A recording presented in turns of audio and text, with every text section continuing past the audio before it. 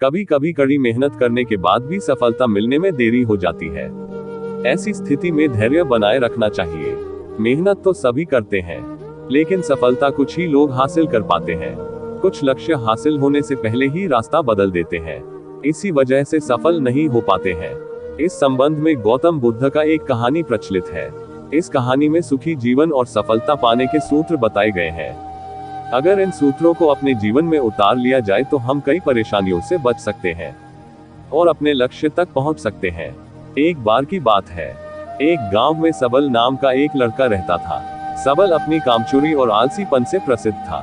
गांव के सभी लोग उसे आलसी कहकर ही पुकारते थे, क्योंकि वह पूरे दिन एक पेड़ के नीचे सोया करता था और अपने भविष्य के बारे में बड़े बड़े सपने देखता रहता था। उसके दिन ऐसे ही आलस में गुजर रहे थे। लेकिन एक दिन उस गांव में एक बौद्ध भिक्षुक पधारे, जो कि अगले कुछ दिनों तक उसी गांव में रहने वाले थे। बौद्ध भिक्षुक दिन को भिक्षा मांगते और दिन भर लोगों को ज्ञान बांटते और रात में बाहर बने एक बौद्ध मठ में विश्राम करते। बौद्ध भिक्षुक जब भी भिक्षा मांगने जाते और वहां से वापस तो उस लड़के को वहीं पेड़ के नीचे लेटा हुआ पाते थे। बौद्ध भिक्षुक कुछ दिनों तक ये सब देखते रहे और वे समझ गए कि ये लड़का आलस का गुलाम है। एक दिन जब भिक्षुक भिक्षा लेके लौट रहे थे, तब वे सबल के पास गए और कहा कि बेटे, मेरे पास तुम्हारे लायक एक काम है। मैं चाहता हूँ कि तुम उस पहाड़ी की चोटी तक जाओ और मेरे लिए एक पंख लेके आओ। सबल ने लेटे लेटे ही अपना सिर पहाड़ी की तरफ घुमाया और उसकी सबसे ऊंची चोटी तक नजर दौड़ाई।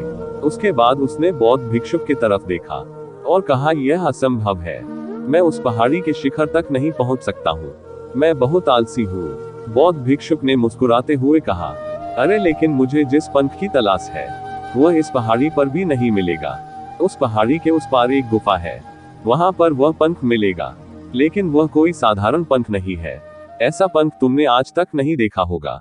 वह एक बहुत दुर्लभ और सुंदर पंख है, जो अपनी रोशनी बिखेरता है। भिक्षुक के इन बातों को सुनकर सबल के अंदर एक उत्सुकता जागी। आज से पहले कभी इसके बारे में कभी नहीं सुना था और ऐसे रोमांचक सफर के बारे में सोचकर वह अंदर से उत्साहित हुआ। इसीलिए उसने भिक्षुक की चुनौती को स्वीकार कर लिया और वह पहाड़ी की तरफ चल पड़ा। लेकिन चढ़ाई बहुत कठिन और लंबी थी। जल्द ही लड़के का शरीर थकने लगा, सांस फूलने लगी और शरीर से काफी पसीना बहने लगा।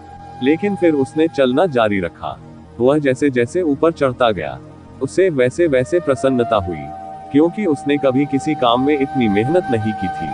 अंत तक वह जब कड़ी मेहनत और लंबे प्रयास के बाद चोटी पर पहुंचा, तो वह पूरी तरह से थक चुका था, लेकिन वह बहुत खुश था। उसे अंदर से आत्मसंतुष्टि का एहसास हो रहा था।